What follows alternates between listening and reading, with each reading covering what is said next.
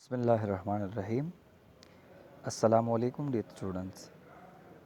Class 10th में continuing to the previous class हम पढ़ रहे थे केमिकल कोऑर्डिनेशन। केमिकल कोऑर्डिनेशन में हमने पढ़ा था कि वो कोऑर्डिनेशन जो अचीव किया जाता है हार्मोन्स की वजह से, hormone are special type of chemical, so hormonal coordination या केमिकल कोऑर्डिनेशन हम इसलिए कहलाते हैं। उसमें हमने बात की थी एंडोक्राइन ग्लैंड्स की और फिर एक्सोक्राइन ग्लैंड्स की, और हम टॉपिक एक्सप्लेन कर रहे थे एंडोक्राइन ग्लैंड्स की। तो सबसे पहले हमने डिटेल के साथ एक्सप्लेन किया पिट्यूटरी ग्लैंड, फिर उसका इंटीरियर पोर्शन, फिर पोस्टीरियर पोर्शन, और फिर हमने थायराइड एंड फेरा थायराइड ग्लैंड को एक्सप्लेन किया था। आते हैं पेनक्रियास की तरफ। पेनक्रियास भी हमारे पास एक ग्लैंड है, और आपको याद रखना है कि पेनक्रियास बॉडी में वो स्ट्रक्चर है जो एंडोक्राइन ग्लैंड के तौर पर भी काम करता है और एक्सोक्राइन ग्लैंड के तौर पर भी काम करता है। तो हम कह सकते हैं कि जो पेनक्रियास है, pancreas act as a dual gland, act as endocrine as well as endocrine gland. ठीक है, तो किस तरह ये एक्सोक्राइन ग्लैंड के तौर पर काम करता है? तो ये एक्सोक्राइन ग्लैंड के तौर पर काम करता है क्योंकि जो डाइजेस्टिव प्रोसेस होती है, डाइजेस्टिव सिस्टम है, उसमें ये एक किस्म का सिक्रीशन करती है जो पेनक्रियाटिक जूस कहलाता है।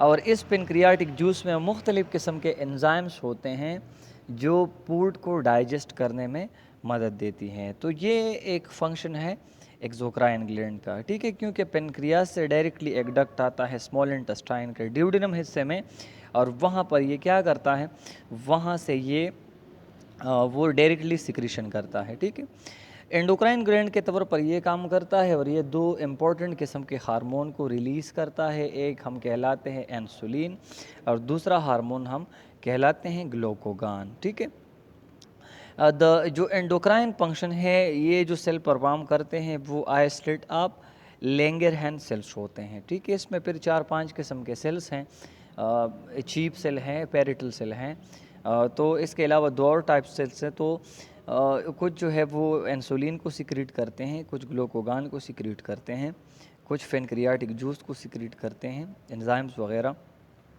तो ये इंटरनल एनाटॉमी में फिर आप जो है हायर क्लासेस में पढ़ेंगे इसके डिटेल स्ट्रक्चर के बारे में। तो पेनक्रियास डुअल ग्लैंड के तौर पर फंक्शन करता है। इंसुलिन का मेन काम क्या है? इंसुलिन जब बॉडी में ग्लूकोज लेवल या ब्लड में जब ग्लूकोज लेवल राइज हो जाता है, तो ये इंसुलिन ग्लूकोज को कन्वर्ट करता है ग्लाइकोजन में, और ग्लाइकोजन स्टोर हो जाते हैं लिवर में।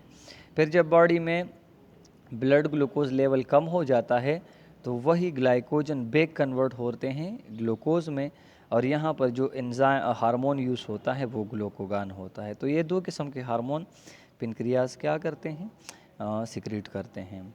अगर इंसुलिन की प्रोडक्शन में कमी आ जाती है तो फिर डायबिटीज़ कास हो जाती हैं। ठीक है, डायबिटीज़ जो हम शुगर कहलाते हैं, ये असल में क्या प्रॉब्लम है इसमें?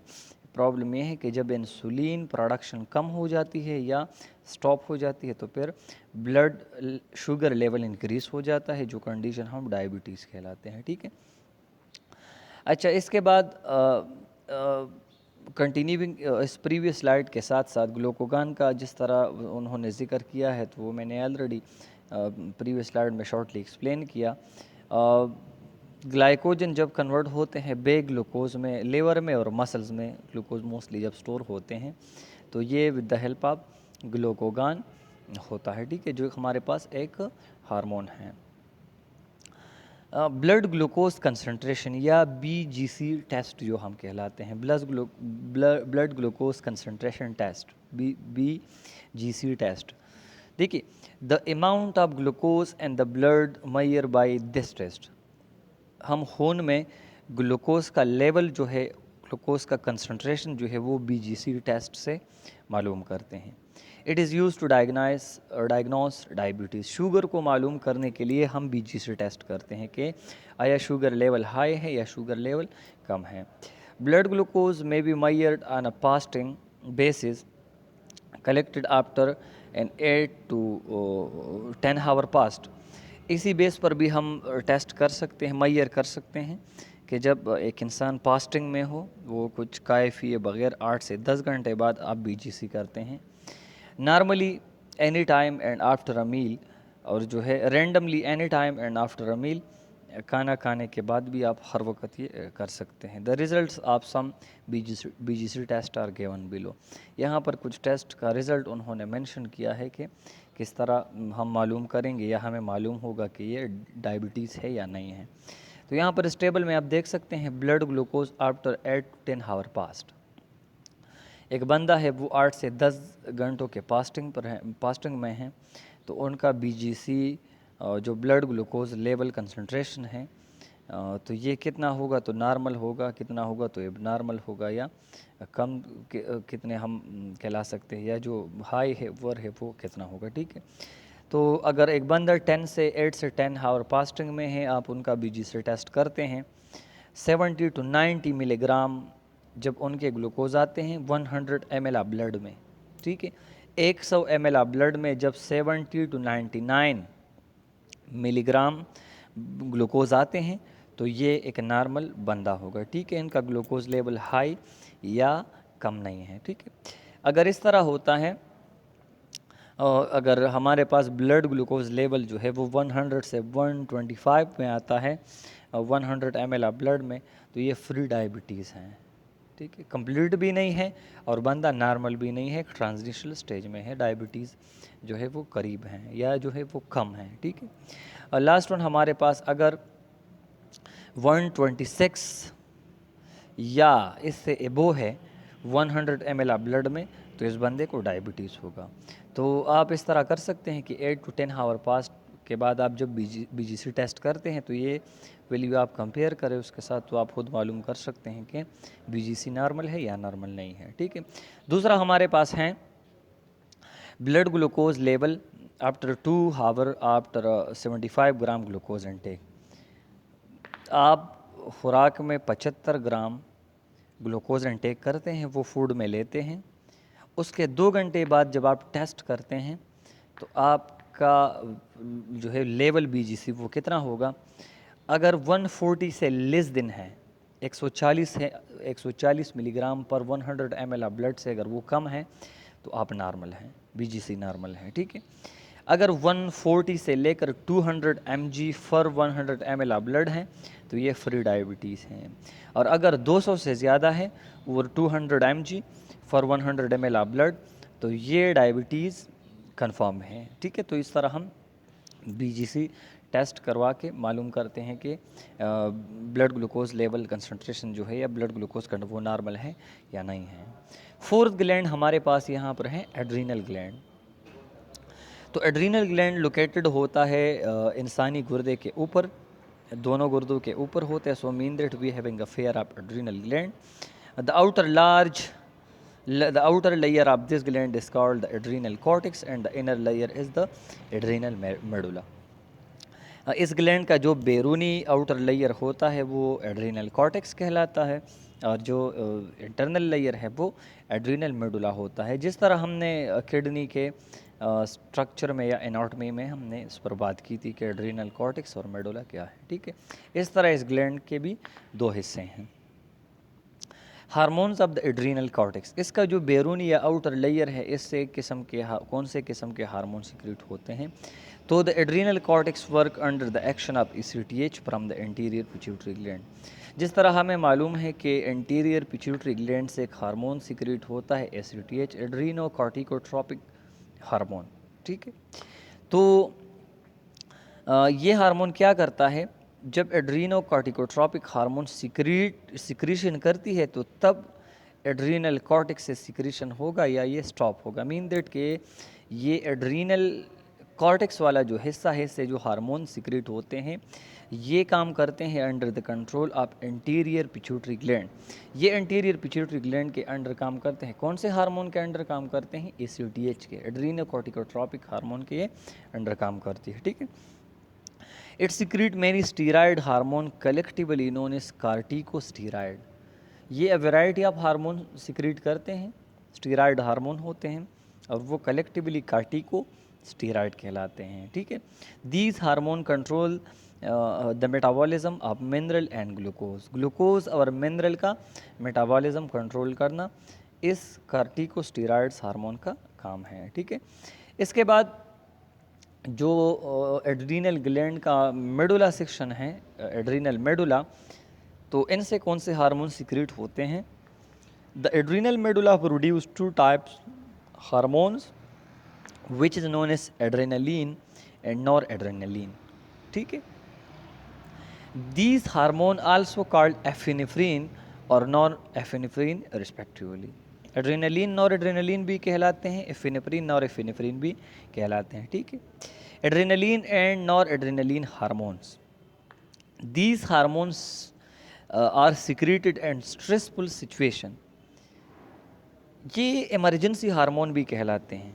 जब इंसान इमरजेंसी कंडीशन में होता है या स्ट्रेस की कंडीशन में होता है तो इसी मौके के दौरान या इसी मौके पर कौन से हार्मोन रिलीज होते हैं? एड्रीनल मेडुला हार्मोन सीक्रेट करते हैं एड्रेनलिन नॉर एड्रेनलिन को। ये काम क्या करते हैं? तो जो एड्रेनलिन हार्मोन है essentially dilate blood vessel to certain part of the body such as the skeletal muscle and increase the heart output। जब एड्रेनलिन सिक्रीट होते हैं इसकी वजह से ब्लड वेसल डायलेट हो जाते हैं, ब्लड वेसल में डायलेशन होती है और बॉडी के मुख्तलिफ पार्ट्स को ज़्यादा ब्लड सप्लाई होती हैं। ठीक है, हार्ट की एक्टिविटी भी आउटपुट इंक्रीज करती हैं। It is secreted an emotion and anger, hence the face become red. कब ये एड्रेनलिन सिक्रेट होगा? इमोशनल कंडीशन में या गुस्से की हालत में एड्रेनलिन सिक्रेट हो जाता है। इसी की वजह से इंसान का चेहरा रेड हो जाता है जब वो गुस्से में होता है। इसकी वजह यह है कि ज़्यादा ब्लड वहाँ पर फ्लो करेगा। ठीक है, दूसरा हार्मोन है नॉरएड्रेनलिन। नॉरएड्रेनलिन क्या काम करता है? कंस्ट्रक्ट ब्लड वेसल्स या उसके बरक्स ब्लड वेसल को कंस्ट्रक्ट करता है in certain area of the body such is the gut and the pace.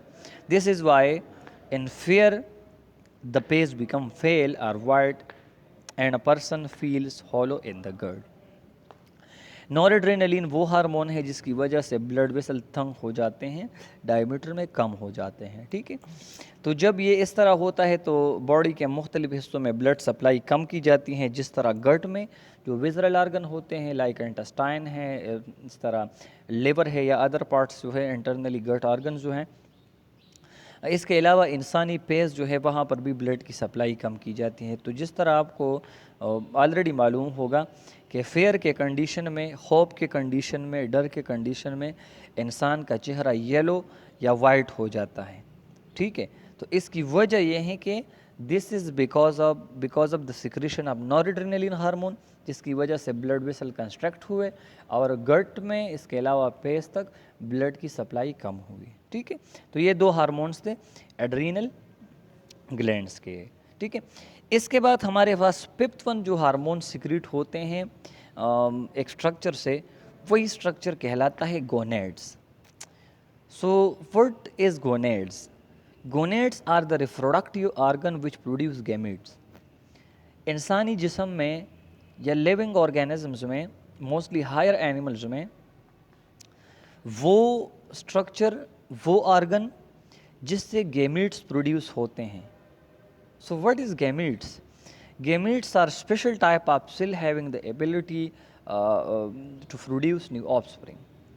Gametes वही स्पेशल टाइप ऑफ सेल्स होते हैं जो मेल में स्पर्म्स हैं और फीमेल में ओवा हैं, और यही सेल्स क्या करते हैं? ये कंबाइन होकर फर्टिलाइजेशन करते हैं, फिर कंटिन्यूटी ऑफ जनरेशन करती है। ठीक है, तो गोनेड्स बॉडी में वो स्ट्रक्चर होते हैं जो गैमेट्स को प्रोड्यूस करते हैं।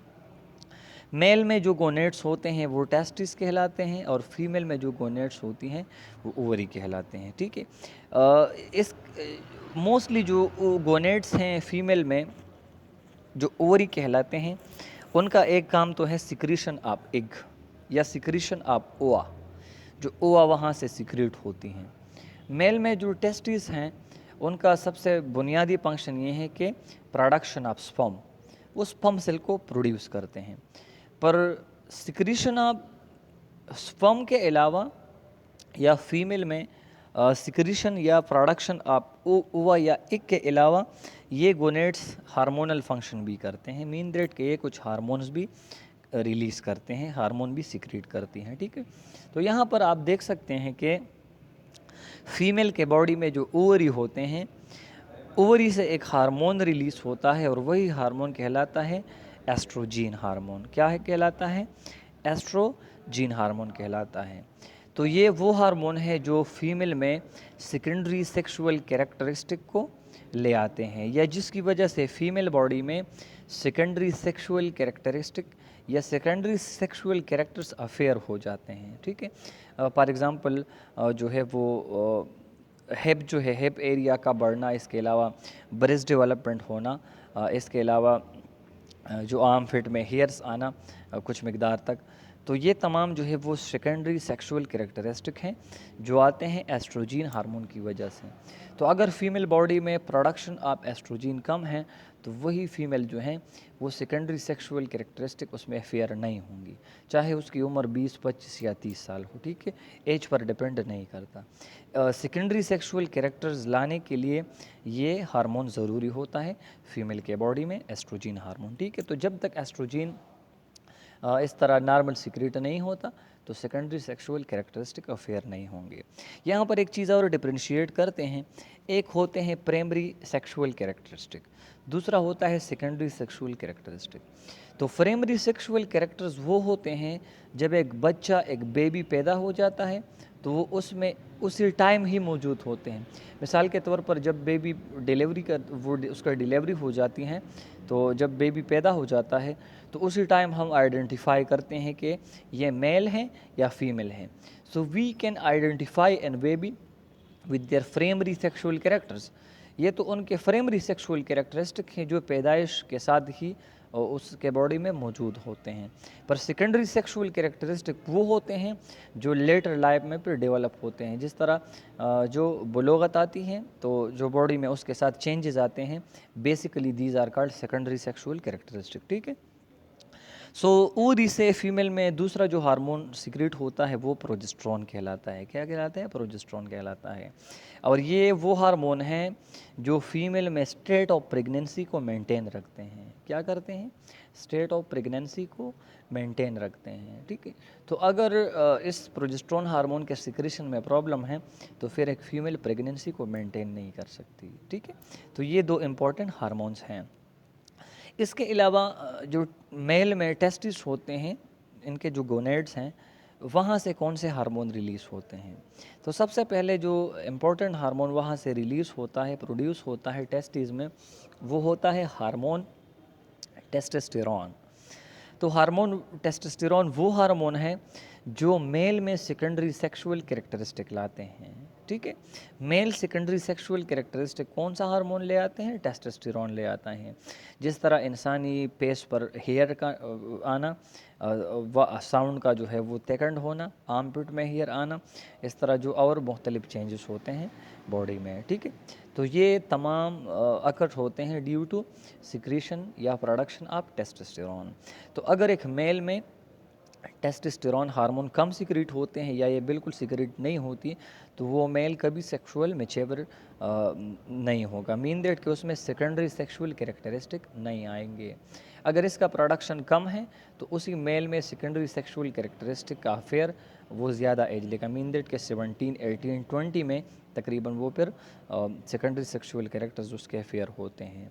अगर ये कुछ और सीक्रेट होते हैं, ज़्यादा सीक्रेट होते हैं तो फिर उसी मेल में ये तकरीबन 10-12 साल में या 11 साल में या उससे भी जो है कुछ टाइम पहले सेकेंडरी सेक्सुअल कैरेक्टरिस्टिक अफेयर हो जाते हैं, ठीक है। तो ये हमारे पास इम्पोर्टेंट हार्मोन्स थे गोनेड्स के, ठीक है। इसके बाद ये हमारे पास एक डिटेल टेबल है, तो ये आपके लिए इस क्लास का होमवर्क जो है वो आप खुद देखिए। और इस टेबल में कुछ नया नहीं है, उसमें तमाम वो चीज़ें हैं जो ऑलरेडी हमने प्रीवियस स्लाइड्स में एक्सप्लेन की हैं। तो ये टेबल जो है वो एक समराइज्ड फॉर्म है हमारे तीनों लेक्चर्स के, कि आप ये टेबल याद करें तो जो 3 लेक्चर्स हमने प्रीवियस क्लासेस में एक्सप्लेन किए हैं ये उनका एक तमाम समराइज फॉर्म है, ठीक है। इंशाल्लाह इसमें कोई प्रॉब्लम नहीं होगा। इसके बाद हमारे पास होमवर्क होगा इस क्लास में आपके लिए होम असाइनमेंट होगा। तो होम असाइनमेंट आपके लिए ये है कि write and memorize how pancreas act as a dual gland. यहाँ पर कुछ थोड़ा सा मिस्टेक है। राइट, दोबारा रिपीट करता हूँ, write and memorize how pancreas act as a dual gland, जिसकी बात मैंने ऑलरेडी जो है इसी क्लास में एक्सप्लेन की कि किस तरह पेनक्रियास जो है वो डुअल ग्लैंड के तौर पर काम करता है। ठीक है, ये आपके लिए आज के क्लास में होमवर्क होगा। इंशाल्लाह आज के लिए ये काफ़ी है, फर्दर कंटिन्यू करेंगे नेक्स्ट क्लास में।